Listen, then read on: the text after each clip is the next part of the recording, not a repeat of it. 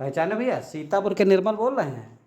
सवेरे सवेरे भैया मॉर्निंग वॉक करने जा रहे थे, तो देखे का रास्ते में है याक औरत याक सांड के यहाँ रोटी खवावे। तो हम कहें उनका बता दे कि सांड आई गाय ना है, वह गाय धोकर हमका लाल खवा रही है। तो उसके पास के भैया बताएं, हम कहें देवी जी ये जो निका रोटी खवा रही हो ये सांड आई, और ये बहुत खतरनाक सांड है, ये गाँव में है या दूसरे के यहाँ पटक देते हैं, अक्सर एक दूसरे के पटकत है, यू हड्डी तोड़ देते हैं।